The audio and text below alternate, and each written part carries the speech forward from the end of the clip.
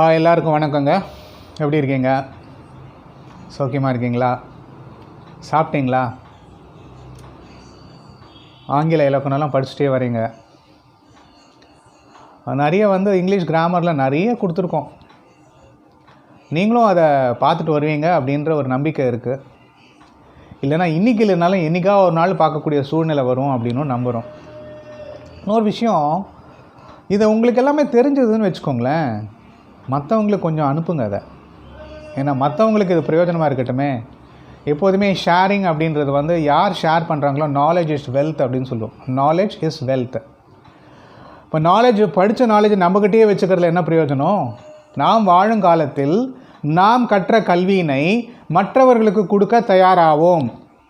நான் இது வரைக்கும் எல்லாம் பொறுமையாக சொல்லிகிட்டு இருந்தேன், அமைதியாக சொல்லிகிட்டு இருந்தேன். ஆனால் சில சமயத்தில் அழுத்தம் திருத்தமாக சொல்லணுன்னு இருக்குது, ஆணித்தரமாக சொல்லணுன்னு இருக்குது.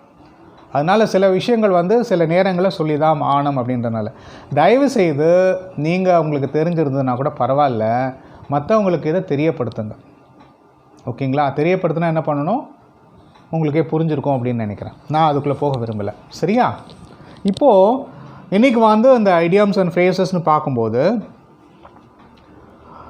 ஃபார் எ வைல்னா சிறிது நேரம் அப்படின்னு அர்த்தம். கொஞ்ச நேரம் அவன் ஓய்வெடுத்து கொண்டான் அப்படின்னு சொல்லணும்னு நினச்சிங்கன்னு வச்சுக்கோங்களேன். ஃபார் எ வைல் இது ஃபாருக்கு தனியாக, ஏக்கு தனியாக, வைலுக்கு தனியாலாம் கிடையாது. ஃபார் எ வைல்னா எப்படி சொல்லலாம்? சிறிது நேரம் அப்படின்னு சொல்ல முடியும். He took rest for a while. கொஞ்ச நேரம் படித்தான்னு சொல்லணும்னு வச்சுக்கோமே. He studied for a while. He played for a while. கொஞ்சம் நேரம் விளையாடணும். சிறிது நேரம் தான், ரொம்ப நேரம்லாம் கிடையாது.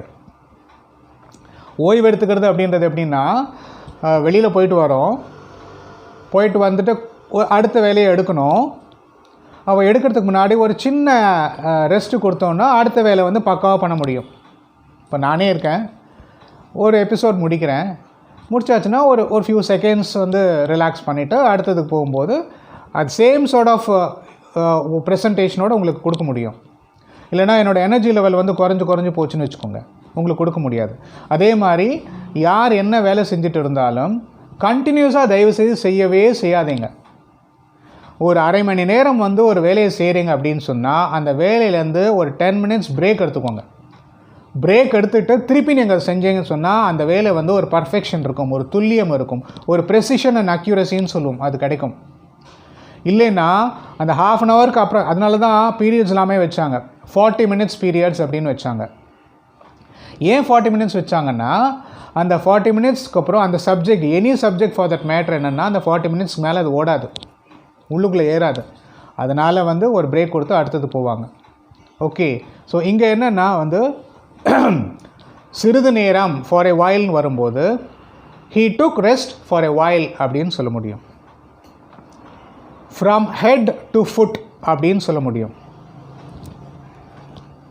head to foot அப்படின்னா தலை முதல் கால் வரை அப்படின்னு அர்த்தம்.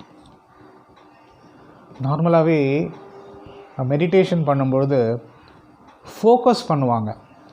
ஃபோக்கஸ் பண்ணுறது என்னென்னா, first they will start with head. அந்த ஹெட்டில் உங்களோட கவனத்தை வைங்கன்னு சொல்லுவாங்க. அப்படியே உடம்புல ஒரு பகுதியாக இறக்கிக்கிட்டு கால் மட்டும் ஹெட் டு டோ அப்படின்னு சொல்லுவாங்க. நீங்கள் எங்கே உங்கள் மனசை எடுத்துகிட்டு போகிறீங்களோ அங்கே சக்தி பிரவாகம் வரும், எனர்ஜி லெவல் அங்கே வரும். அந்த இடத்துல எனர்ஜி வரும், எங்கே ஃபோக்கஸ் பண்ணுறோமோ அங்கே வரும் அப்படின்னு சொல்லிட்டு. ஸோ ஹெட் டு டோன்னா தலை முதல் பாதம் வரை அப்படின்னு சொல்ல முடியும். He looked at the stranger from head to foot அப்படின்னு சொல்ல முடியும். head to toe or head to foot. He looked at the stranger from head to foot அப்படின்னு. ஸ்ட்ரேஞ்சர்னால் முன்ன பின்ன தெரியாதவங்க, சாதாரணமாக வழி போங்கன்னு சொல்லுவோம். முன்ன பின்ன தெரியாதவங்கள ஸ்ட்ரேஞ்சர்ஸ்னு சொல்லுவோம். நமக்கு அறிமுகம் இல்லாதவர்களை ஸ்ட்ரேஞ்சர்ஸ் அப்படின்னு சொல்லுவோம். இப்போ he looked at the stranger from head to foot அப்படின்னா அந்த ஆளை, வீட்டுக்கு வர ஆள், அவரோட நடை உடை பாவனை, அவர் எப்படி இருக்கார் அப்படின்றத தலையிலேருந்து கால் மட்டும் பார்த்து நம்ம மனசில் ஒரு அபிப்பிராயத்தை உண்டு பண்ணுதல். இவனை நம்பலாமா நம்பக்கூடாதா, இவன் எந்த மாதிரி ஆள், எப்படிப்பட்ட ஆள், இவன்கிட்ட அந்த விஷயத்த சொல்லலாமா சொல்லக்கூடாதா, இவனை உள்ளே அனுப்பலாமா அனுப்பக்கூடாதா அப்படின்ற மாதிரி அவனை வச்சே வந்து டிசைட் பண்ணுவாங்க. சில பேர் பார்த்த உடனே வந்துட்டு he seems to be good சொல்லிவிட்டு உள்ளே போகணும்னு சொல்லிடுவாங்க. சில பேரை வந்துட்டு பார்த்த உடனே இவனை உள்ளே அனுப்பக்கூடாதுன்னு சொல்லி தெரியும், அப்படியே ஓரம் கட்டிடுவாங்க. Sometimes you may say appearances are deceptive அப்படின்னு சொல்லுவோம் நம்ம. But still appearances are required in this modern world. appearance இல்லைன்னு சொன்னால் ரொம்ப ரொம்ப கஷ்டம். நீங்கள் காக்கா முட்டை ஒன்று பார்த்துருப்பீங்க, அதில் அந்த பசங்களோட அப்பியரன்ஸ் வச்சு தான் அவனை உள்ளே அனுப்பலை இல்லையா, டிசெப்டிவாக இருக்குது. பட் நம்ம டே டு டே லைஃப்பில் சொல்கிறோம் அப்பியரன்ஸஸ் ஆர் டிசெப்டிவ். சிலரை பார்க்குறோம் நல்லா கருப்பாக இருப்பாங்க, அவங்கள பார்த்த உடனே என்ன சொன்னோன்னா இவங்களாம் என்ன அப்படின்னு சொல்லி தோணும். ஆனால் அவங்கள்ட்ட போய் பேசும்பொழுது அவங்களோட புலமை வெளிப்படும் பாருங்கள், சான்ஸே இல்லை அப்படின்ற மாதிரி சொல்ல முடியும். அவ்வளவு சில பேர் பார்க்குறது ரொம்ப அழகாக இருப்பாங்க, ஆனால் பேச்சு கொடுத்தோன்னு சொன்னால் இவங்களா அப்படின்ற மாதிரி தீர்மானம் பண்ண வேண்டியிருக்கும். அப்படியும் இருக்குது இப்படியும் இருக்குது அப்படியும் இருக்குது அப்படின்னு சொல்ல முடியும். பட் ஜென்ரல் டெண்டன்சி என்னன்னு சொன்னாக்க, ஒருத்தரை வந்து நம்ம எடை போடுறோம் அப்படின்னாக்க அவரை தலை முதல் கால் முதல் பார்க்குறோம், பார்த்துட்டு அதுக்கப்புறம் வந்து we decide whether to proceed with it or not அப்படின்னு சொல்ல முடியும். ஃப்ரம் ஹெட் டு ஃபுட், தலை முதல் கால் வரை ஹெட் டு ஃபுட் அப்படின்னு சொல்ல முடியும். ஃபார் வாண்ட் ஆஃப் அப்படின்னு சொல்கிறோம். ஃபார் வாண்ட் ஆஃப்னா என்ன, இல்லாமையால் அப்படின்னு அர்த்தம். எது இல்லாமையால், இப்போது நீங்கள் வீடு கட்டணும் அப்படின்னு நினைக்கிறீங்க, வீடு கட்டணுன்றது பாதி பேஸ்மெண்ட்லாம் போட்டுட்டீங்க, அப்புறம் அப்படியே நிறுத்திடுறீங்க. ஏன் நிறுத்துறீங்க, உங்கள்கிட்ட பணம் இல்லை, லோன் சேங்ஷன் ஆகலை, அது வரணும். ஸோ ஏன் வீடு கட்டலையா, ஏன் பண்ணிட்டீங்களே பாதியில் விட்டுட்டீங்களே அப்படின்னு கேட்டிங்கன்னா, for want of money I have stop the work. பணம் இல்லாத காரணத்தினால நான் வந்து இந்த வேலையை போதை நிறுத்திட்டேன் அப்படின்னு சொல்லுவாங்க. இல்லாமையால் அப்படின்னு அர்த்தம் for want of. Okay, for want of for want of job, for want of education, for want of education I stopped my job. Okay, I stopped going to a job. சில பேர் வேலைக்கு போயிட்டுருப்பாங்க, ஓகே எனக்கு வந்து வேலை வேணும் அப்படின்ற காரணத்தினால, வேலை வேணுன்ற காரணத்தினால அப்படின்ற மாதிரி சொல்ல முடியும். இப்போ இந்த இடத்துல வந்து ஃபார் வாண்ட் ஆஃப் மணி அப்படின்னு சொல்லும்போது, ஃபார் வாண்ட் ஆஃப் மணி பணம் இல்லாத காரணத்தினால் நான் இந்த கட்டுமானத்தை எடுத்துகிட்டு போகல அப்படின்ற மாதிரி சொல்லிகிட்ருக்கோம். ஸோ இப்படி புரிஞ்சுக்கலாம் நமக்கு. Okay, for want of education, இங்கே ஃபார் வாண்ட் ஆஃப் எஜுகேஷனாக மீனிங் கொஞ்சம் மாறுது. ஃபார் வாண்ட் ஆஃப் எஜுகேஷன்னாக்க எனக்கு வந்து பணம் எஜுகேஷன் வேணுங்கிற காரணத்தினால நான் வந்து என்னோடய வேலையை நிறுத்திட்டேன் அப்படின்ற மாதிரி இப்போ இங்கே மீனிங் பொருள் கொள்ளலாம். கொஞ்சம் சேஞ்ச் வரும், பார்த்துக்கணும் நமக்கு.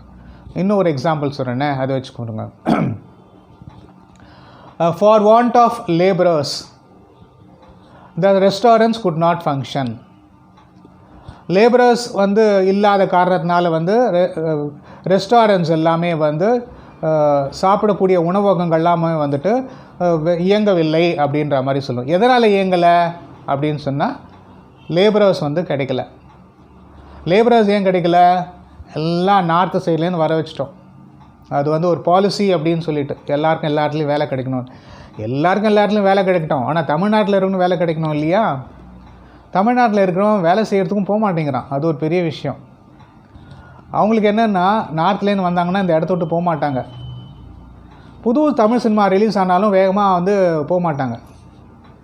அது வந்து இப்போ இருக்கக்கூடிய வேலைக்கு வச்சுருக்கிறவங்களுக்குலாம் அது ஒரு அட்வான்டேஜ் அப்படின்ற மாதிரி சொல்ல முடியும். So the message is to convey for want of labourers the restaurants the companies could not function as they were functioning earlier. முன்னாடி ஃபங்க்ஷன் ஆன மாதிரி இப்போ ஃபங்க்ஷன் ஆக முடியல. ஏன் அப்படின்னா, வேலையாட்கள் கிடைக்காத காரணத்தினால் அப்படின்ற, இல்லாமையால் அப்படின்னு சொல்ல முடியும். For the sake of, for the sake ஆஃப்னா ஏதோ ஒரு காரணத்திற்காக, ஒன்றிற்காக அப்படின்னு சொல்ல முடியும். ஒரு நாட்டுக்காக ஒருத்தர் வந்து உயிர் விடுறாருன்னு வச்சுக்கோங்க. For the sake of country, for the sake of the country, for the sake of country, he sacrificed his life. நாட்டின் மீது உள்ள பற்றின் காரணமாக நாட்டிற்காக அவர் உயிர் தியாகம் செய்தார். For the sake of country. For the sake of children the parents sacrifice their life.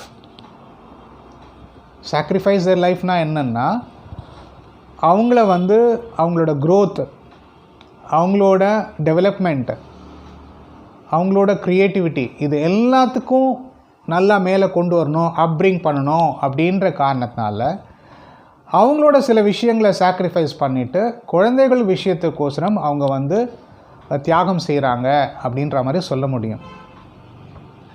அந்த ஒன்றிற்காக, அவர்கள் வளர்ச்சிக்காக, குழந்தைகளின் வளர்ச்சிக்காக, நாட்டின் வளர்ச்சிக்காக, ஒரு அரசாங்கத்தின் அதாவது அரசாங்கம் நல்லா வரணும் அப்படின்ற ஒன்றிற்காக, ஒரு அலுவலகம், பெரிய அலுவலகம் இருக்குது, அந்த அலுவலகம் நன்றாக வரணும்னு ஒரு விஷயத்திற்காக அப்படின்றது இன்னொருத்தர் ஏதோ ஒன்று விட்டு கொடுக்குறார், இல்லைன்னா அதுக்கோசரம் அவர் பாடுபடுறார் அப்படின்ற மாதிரி சொல்ல முடியும்.